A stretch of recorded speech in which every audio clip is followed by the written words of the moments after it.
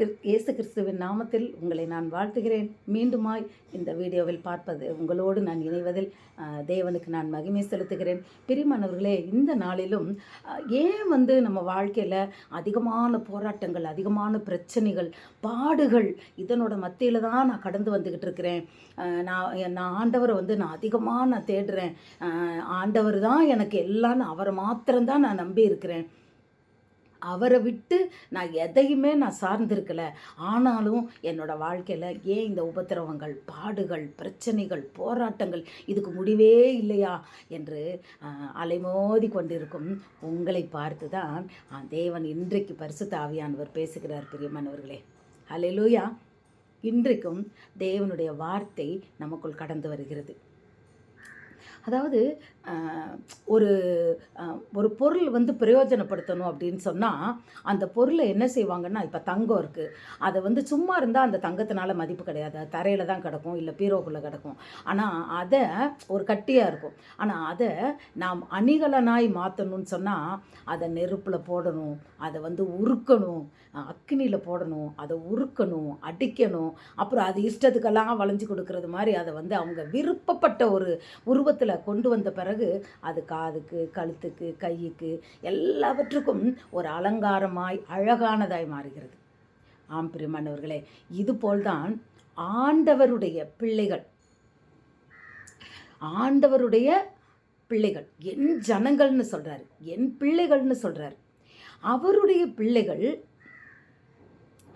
அவருடைய ஊழியம் செஞ்சாலும் சரி, இல்லை அவருடைய சத்தியத்தின்படி நடந்தாலும் சரி, பாதைகள் அது சில வாழ்க்கையில் போராட்டங்கள், பிரச்சனைகள், கஷ்டங்கள், வேதனைகள், வருத்தங்கள், துன்பங்கள், இழப்புகள், இது எல்லாமே வாழ்க்கையில் உண்டு. இல்லாத வாழ்க்கை கிடையாது. நான் அப்படி என்ன பாவம் பண்ணேன்? நான் ஒன்றுமே பண்ணலையே. இயேசு கிறிஸ்து என்ன பாவம் பண்ணார்? எதுக்காக சிலுவை சுமந்தார்? ஒரு காரணம் இருந்ததில்ல. அவர் சிலுவை சுமந்தது நமக்கெல்லாம் ரட்சிப்புக்காய். அவர் நம்முடைய பாவங்களும் சாபங்களும் தொலைவதற்காய். ஹல்லேலூயா. அதற்காக தான் அவர் செஞ்சார். அதுபோல் தான் நாம் துன்பங்களை சகித்து கொள்வது, நாம் வேதனைகளின் பாடுகளின் மத்தியில் நாம் நடப்பது, நாம் நன்மை செய்திருக்கும் தீமை நம்மை அடைவது, இது எல்லாமே தேவனுடைய நாமத்தை மகிமைப்படுத்துவதற்காக தான். இது எல்லாமே, அதாவது தகப்பன் தான் அன்பாக இருக்கிற பிள்ளைகளை, தனக்கு பிரியமான பிள்ளைகளை சிட்சிக்கிறது போல, தகப்பன் தன் பிள்ளையை சிட்சிப்பானா? சிட்சிக்காமல் இருக்க முடியுமா? தகப்பன் பிள்ளையை அவர் தான் சிட்சிப்பார். அடுத்த வீட்டு பிள்ளையை போய் சிட்சிக்க மாட்டார்ல. தான் பிள்ளை ஒழுங்காக இருக்கணும், தான் பிள்ளை நல்லா இருக்கணும்னு சொல்லி சிட்சிப்பார். நீ இவ்வளோ மார்க் எடுக்கணும், அப்போ தான் உனக்கு வாழ்க்கைக்கு நல்லதுன்னு பிள்ளையை படிக்க வைக்கிறது கொஞ்சம் அவனுக்கு சிட்சையாக தான் தெரியும். ஆனால் படிப்பு முடிந்த பிறகு வாழ்க்கை செம்மையான பிறகு தான் தெரியும், அப்பா இது வரைக்கும் நம்மளை நடத்திட்டு வந்தது நல்லதுக்கு தான், இன்றைக்கி நம்ம நல்ல நிலைமையில் இருக்கோம்.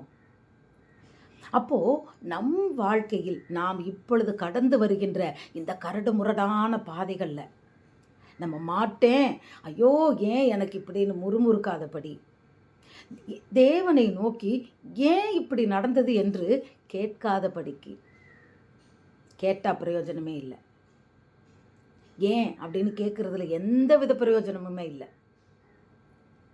சீஷர்கள், தேவனுடைய சீஷர்களை பாருங்க, 12 அப்போஸ்தலர்கள், சீஷர்கள் தேவனுடைய கூடயே இருந்தவங்க தான். தேவன் போன பிறகு அவர் சொன்னபடி தேவனுக்காக ஊழியம் பண்ணவங்க தான். ஆனால் அவர்களுடைய அந்த முடிவை பார்த்தீங்களா? எல்லாரும் கஷ்டப்படுறத பார்த்தீங்களா? நான் நிர்வாணியாக இருக்கேன், நான் பட்னியாக இருக்கேன், நான் நான் வேதனைப்படுறேன். அதாவது அவங்களுக்கு இந்த உலகத்தில் இருக்கிற வரைக்கும் பாடுகளும் உபத்திரவங்களும் தான். அவங்களுடைய இறப்பை பார்த்தா பயங்கரமானது. நான்லாம் அதை 2-3 பேரை பார்த்துட்டு மீதி பேரை நான் பார்க்க மாட்டேன்ட்டேன். ஏன்னா என்னால் அதை தாங்க முடியலை. ஆண்டவர் கூட இருந்தவங்களுக்கு இவ்வளவு கஷ்டமா? அவங்களுடைய மரணம் எத்தனை கொடிதானதா? உண்மையிலேயே மென்மையான இருதயம் உள்ளவங்க அந்த அவங்களுடைய மரணத்தை குறித்து பார்க்க முடியாது. பிரியமானவர்களே, நாம் சிலுவையில் இயேசு கிறிஸ்துவை அடிக்கிற காட்சியை யாரெல்லாம் அதை ஏதோ சினிமாவில் வீடியோவில் படம் வர்றது மாதிரி பார்க்குறாங்களோ அவங்களுக்கெல்லாம் இருதயம் கடினம்னு தான் நான் சொல்லுவேன். ஏன்னா அத்தனை பாடுகள், அது எப்படி நம்மளால் பார்க்க கூட நம்மளால் முடியாதே. அத்தனை உபத்திரவங்களை சகித்ததுனால தான் அந்த சீஷர்கள் இயேசு கிறிஸ்து சகித்ததுனால தான் நமக்கு ரட்சிப்பு கிடைத்தது, நம் பாவங்கள் மன்னிக்கப்பட்டது. அப்போது இந்த சீஷர்கள் எல்லாருமே துன்பத்தை அனுபவித்து அவங்களுடைய இறப்புலையும் பார்த்தீங்கன்னா, எனக்கு அதை சொல்ல தெரியல, ரொம்ப ரொம்ப கடினமானது. 12 சீஷர்களினுடைய இறப்புகள்னு நீங்கள் போட்டு பாருங்க, அவ்வளவு வேதனையானது. அவங்க என்ன பாவம் பண்ணாங்க? ஆனால் அந்த 12 பேருக்கும் புதிய எருசலேம் நகரத்தில் அந்த மதில்களினுடைய 12 அஸ்திபார தூண்களாய் அவர்கள் நாமம் எழுதப்பட்டிருக்கிறது. ஹல்லேலூயா. பரலோகத்தில் 12 சிங்காசனத்தை கர்த்தர் அவர்களுக்கு என்று வைத்திருக்கிறார். இந்த உலகத்தில் நாம் பாடு அனுபவித்தால் அந்த உலகத்தில் தேவனோடு நாம் கொண்டாடுவோம். ஆம் பிரியமானவர்களே, அதனால் இந்த உலகத்திற்குரிய அந்த பாடுகளை வேதனையாய் பார்க்காதபடி இனி வருங்காலத்தில் நாம் அனுபவிக்க போகிற அந்த சந்தோஷத்தை நினைத்து, தேவனோடு நாம் ஐக்கியமாகிறத அந்த ஒரு ஆசீர்வாதத்தை நினைத்து இந்த பாடுகளை சகிக்க நாம் பழகி கொள்வோமா? வருத்தப்படாதீங்க. அதாவது தாங்க முடியாத துயரம்தான், நான் இல்லைன்னு சொல்லலை. உங்களுக்கு இந்த துயரமே வந்திருக்கக்கூடாது, இந்த வேதனையை உங்களுக்கு அனுமதிச்சிருக்கக்கூடாது தான். ஆனாலும் இந்த வழியில் நாம் கடந்து போகும்போது தேவனுடைய ராஜ்யத்தில் நாம் மகிழ்வுடன் சந்தோஷமாய் அவர் கூட நாம் வாழ்ந்திருப்போம். இந்த உலகம் அனித்தியமானது தானே. இதில் சந்தோஷமாக நம்ம வாழ்ந்துட்டோன்னு வச்சுக்கிங்களேன், நரகத்துக்கு தான் போகணும். பாடுகளை சகிப்பவன் பாக்கியவான், சோதனையை சகிக்கிறவன் பாக்கியவான்னு யார் சொல்லியிருக்கா? இயேசு கிறிஸ்து சொல்லியிருக்கிறார். அப்போது துன்பங்கள் துயரங்கள் வந்தால் அந்த பாடுகளுக்காய் நாம் தேவனுக்கு நன்றி சொல்லி ஸ்தோத்திர பலியிட்டு அவரை நாம் துதிக்க வேண்டும். பிரியமானவர்களே, இது எப்படின்னு கேட்குறீங்களா? உண்மையாய் தேவன் மீது அன்பு வைத்திருக்கிறவர்கள் இதை கட்டாயம் செய்வார்கள். யோபு சொன்னார்ல, கர்த்தர் கொடுத்தார், கர்த்தர் எடுத்தார். கர்த்தருடைய பரிசுத்த நாமத்துக்கு ஸ்தோத்திரம். ஹல்லேலூயா. அதுபோல் தான் பிரியமானவர்களே, நீங்கள் நினைக்கலாம், இல்லை நீங்கள் எங்கள் வேதனை தெரியாமல் பேசுகிறீங்க. வேதனைகளின் பாடுகளினும் கடந்து வருவது தான் கிறிஸ்தவ வாழ்க்கை.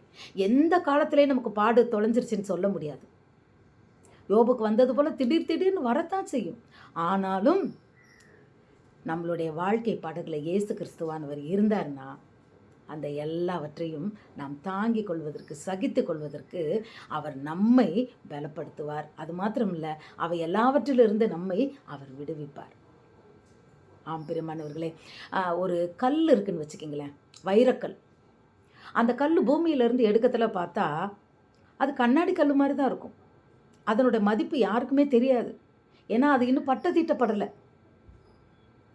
இப்போது அந்த கண்ணாடி அந்த கல்லை அது விலை மதிப்பா என்னன்றது தெரியாத நிலைமையில் அந்த அழகில்லாத அந்த கல்லை கொண்டுட்டு வந்து பட்டை தீட்டும்போது, அதை கூர்மையாக்கும் போது, அது வைரக்கல் பற்றைக்கு வந்தாதான் அது வைரக்கல், இல்லைன்னா சாதாரண கண்ணாடி கல் தான்.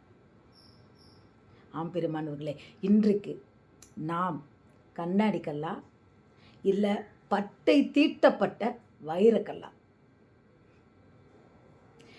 நாம் பட்டை தீட்டப்படும்போது அந்த தூசி பறக்கும், அந்த இது கூர்மையெல்லாம் கூர்மையாகும், எல்லா இடத்துலையும் கோடு விழும். பட்டை தீட்டுறது அதை சகித்து கொள்ளணும். அப்படி ஒரு கல் நொறுக்கப்படும் போது அது அழகான கற்களாய், விலை மதிப்புள்ள கற்களாய் மாறுகிறது. அதுபோல் தான், இல்லைன்னா மீதி எல்லாம் கண்ணாடி கல் போல தான் இருக்கும். அதுபோல் தான் பிரியமானவர்களே, நீங்களும் நானும் பட்டை தேவனால் பரிசோதித்து பார்க்கும்போது நாம் பொன்னாய் விளங்கும்போது தேவனுடைய ராஜ்யத்தில் அவரோடு நாம் ஐக்கியப்பட்டு இருப்போம். இங்கு பாடுகளை அனுபவித்தால் அங்கு பரலோகத்தில் ஐக்கியப்பட்டு இருப்போம். அதனால் பாடுகளுக்காய் சந்தோஷப்பட்டு கலிகூறுங்கள். இது முடியாதுன்னு சொல்லாதீங்க. கர்த்தருக்கு நன்றி சொல்வோம், ஸ்தோத்திர பலியிடுவோம். கர்த்தர் நம்மை நடத்துவார். நாம் கண்ணாடி கல்லாய் இல்லாதபடிக்கு தேவனுடைய கரங்களில் வைரக்கல்லாய் மாறுவோம். கர்த்தர் தாமே உங்களையும் என்னையும் ஆசீர்வதிப்பாராக. God bless you.